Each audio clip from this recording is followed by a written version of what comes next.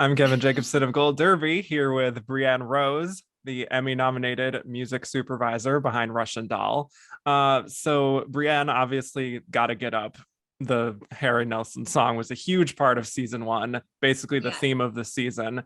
This year, we don't quite have something that recurs that often, but there a song in season two that you feel like maybe best represents the season? Well, I will say we do revisit Gotta Get Up towards the end of the season. Yes, So we do. it does make a couple of appearances at the end, which is it's nice as a touchstone to season one. But let's see, in this season we do use Personal Jesus twice. We have it in the very opening of the series, which is really fun. And then we have a remix of it in, I think it's episode 204. It Mhm. is, yeah. That we have playing in a club, so it does make it does reoccur and have we revisit it. So I would say if anything, that could feasibly be something that we thematically wove through. But also, we have two Pink Floyd songs in this season, and I think we're especially proud of the last one that we used in 207, Shine On You Crazy Diamond. I think we were really excited to be able to use that in the series. So yeah, I think that those two artists, and they're such different cultural touchdowns in their own right. So I think that Yeah. that's fun, and that's very Russian Doll to have, like our kind of gothy late 80s pieces, and then our really cool psychedelic Pink Floyd pieces. Right. Well, let's dive into both of those, actually. I mean, the Yeah. use of personal Okay. Jesus, we hear it in the Yeah, first episode. And then again, I think it's the drug trip that Nadia is on with the remix in episode four. exactly. Yeah. Can you speak to just, the inclusion of that song and why you wanted to actually use it multiple times? Yeah, I think with Personal Jesus, it's quintessentially Russian Doll to me. It has that like electro, dirty guitar, and it has like this belligerent bass line. It's just it really kind of feels like Nadia and like our characters. And it feels like that, defiant, unapologetic sound, which is very much in our world and our character as well. So, I think that there's a lot of pieces to it that really felt right for this. We also, this season, we're time traveling. And so there's so much of that going back and forth. And so a lot of the music that we used has like a surging quality to it, and something that feels like it's propelling us, forwards and backwards. So, that element was really important as well to work in. So it hit a lot of the good points that we wanted to capture. Right. Well, and then with the Pink Floyd songs, you have the Thin Ice, which Yes. is when she's on the train and At the very end, exactly. Or her at the end water. of that episode. And then, Right. yeah, Yeah. yeah. Yeah. And her water breaks, and actually I guess it's her mother's water breaks, and it's with Nadia. It's a whole thing. It all But works in this case. You right, can say right, both. right. That's true. But then at the end, of course, like you said, Shine On You Crazy Diamond, which is so perfect because it is that psychedelic classic rock vibe, but also Yeah. it's wistful, and it sort of ties into Nadia and her sort of realizing that she can't really change the past. And it's a perfect fit, I would say. Yeah. So Thank I'm just you. curious what went into having Pink Floyd as this kind of recurring vibe towards the end, Yeah. and also just why those two songs specifically. Right. Thank you for that question. I think again with the series, we love to get really cerebral about the music, and it's not just about the specific song, but the characters behind the songs, and like the creators of the song, like the bands, the artists, all of that comes into play, and is really important.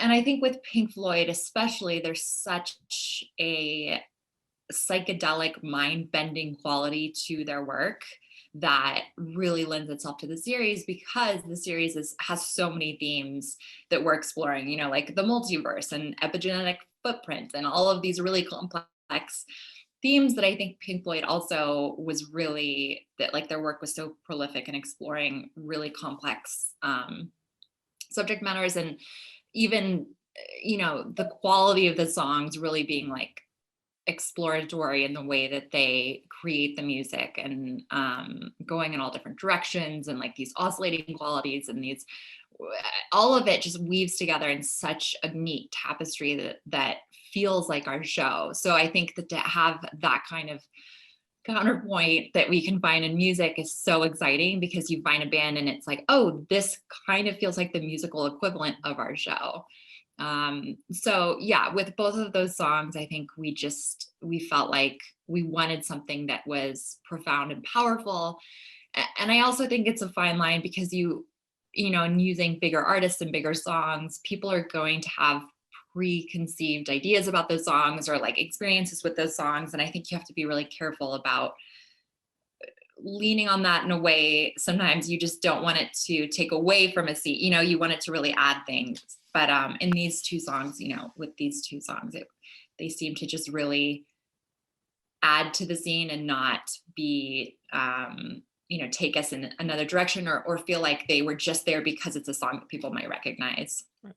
Gotcha. Yeah. Well, again, Yeah. to go back to a song that people might recognize, I did just want to go back to Gotta Get Up, which, like you said, we hear a few times towards the end. I think for a lot of fans, just hearing those opening chords, it's like a Pavlovian response. Like you just have a reaction to it when you hear that again. Can you speak to just your discussions with Natasha and anyone else on your team, just about when to deploy that song, and just the fact that you were going to bring it back? Definitely. It was a very early conversation, because we knew that there was this element of her coming back around after all of these experiences in those last episodes. And so I think that was always something that we wanted to explore. And, I don't think it was necessarily 100% set in stone, because nothing in this show is, in a great way. We're always open to exploring different ideas. But I think because of that moment where she feels like she's come back around from all of these time traveling experiences, that seemed like an appropriate time to bring it back. We talked about the possibility of using it before, but I think there was so many other themes and ways that we were exploring the show and the music in the show, that it didn't feel quite right to bring it back until that moment in the end, until the second to last episode at the very end, and then the top of the last episode. So yeah, I think it was always in the cards, but we had to make sure, once we were in the edit, and once everything was coming together, that was going to really work and feel like it fit the story and fit what we needed. Yeah. Well, I also want to delve into, you have this European music, music in languages other than English, especially, with a trip to Germany with Alan going back in time as his grandmother. Yes. How much of a challenge was it to sort of find those tracks compared to the more classic rock that people might know? It was really exciting, because I think as a music supervisor, you're always looking for opportunities to dive into a really niche world and understand it and explore it. So I think specifically with the German piece, because they're in East Berlin, and we're trying to it's this very complex kind of back and forth thing, and we wanted something that really that felt like it could have been of the era. We ended up using the song Morgan, which is a really neat find, and I think we were really excited about that and really happy with that.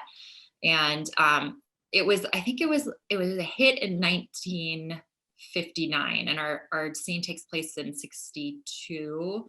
So it felt right, because it was like, okay, this isn't something that just came out, that maybe it would have taken some time to reach where they were, because there wasn't like a fluid back and forth with music at the time, because things were so closed off, and you had the political sphere that they were in. And so I think that was a really fun challenge, to find something that feels like it would have been popular, but a little bit later where it could have seeped over to their side.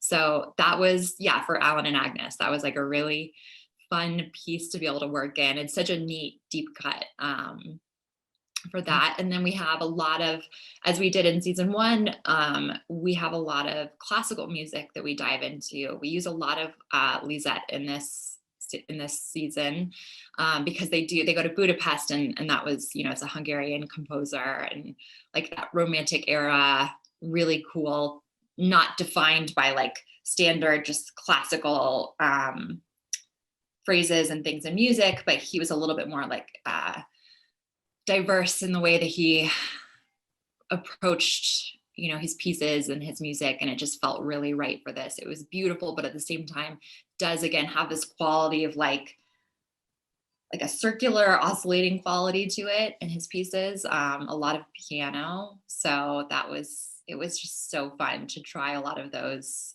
over the top of those scenes and see what was working. Yeah, it seems like a very fun sort of Who creative doesn't challenge. love a Hungarian composer? Exactly. Yeah. And There's again, Beethoven, there's Mozart. It's you get a good selection here. Exactly. Were there songs from this season that were maybe harder to clear than others?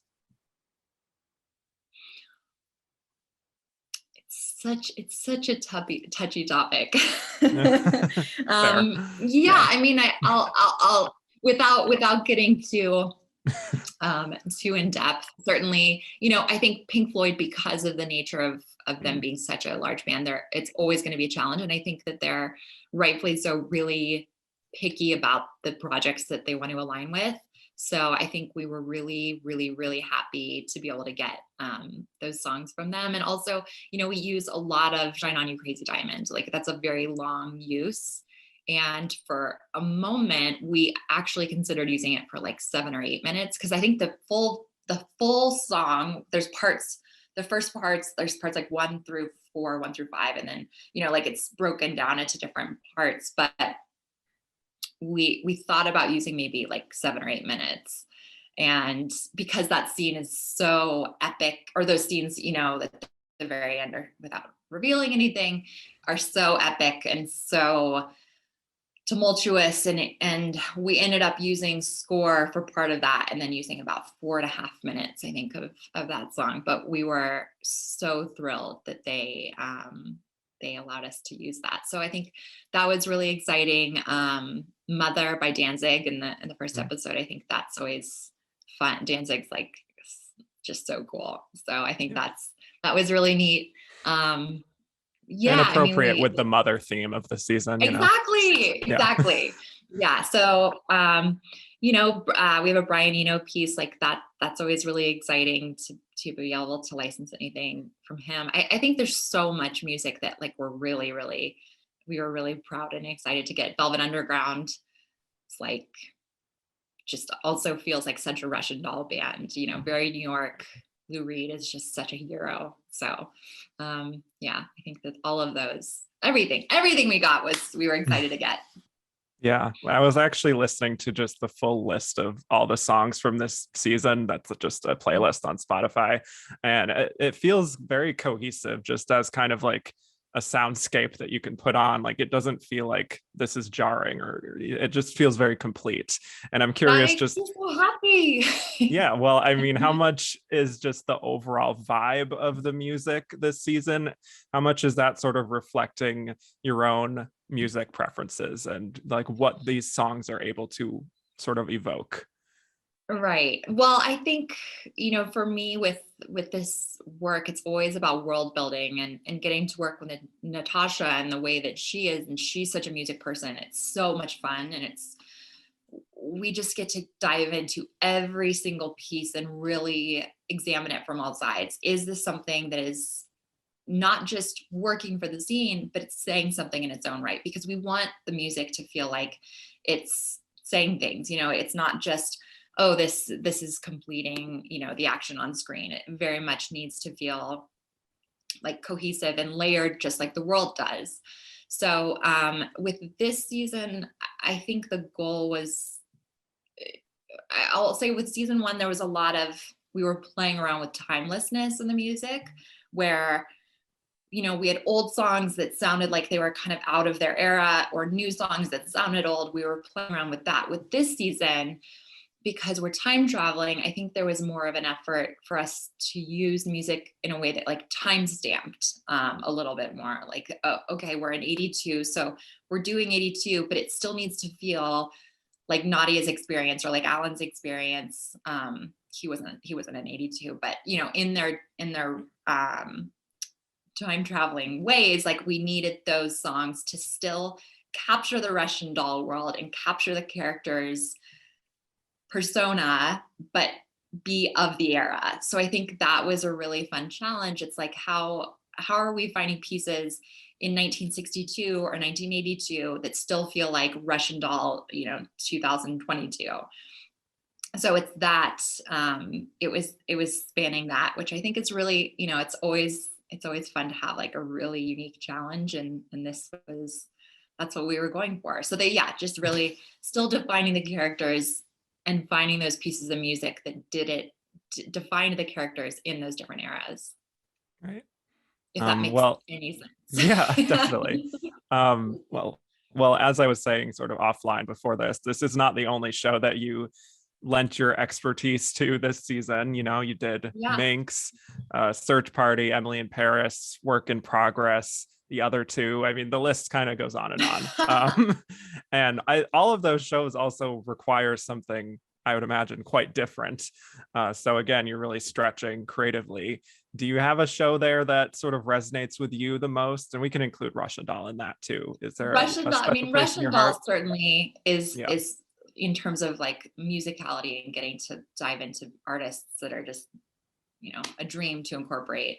You know, I think Emily in Paris is so much fun to work on because I'm such a Francophile and love French music, that's really exciting to explore that and go really deep on some of those artists. And yeah, Minx taking place in 1972, that is such a dream year to get, or you know, that year plus a couple years before that is what we incorporate. And it's such a dream to just really get deep on those, you know, like get some deep cuts and find really really neat pieces for that. I think it's any show that really has a great challenge of music where you just get to dive in and get granular and get very,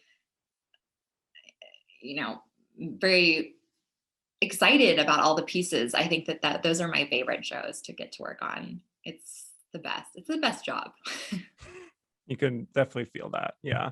Yeah. But unfortunately, we're out of time. But for those of you watching, subscribe for more interviews and go to goldderby.com to make your Emmy predictions. Thank you so much, Brienne. Thank you so much for having me. This was so nice.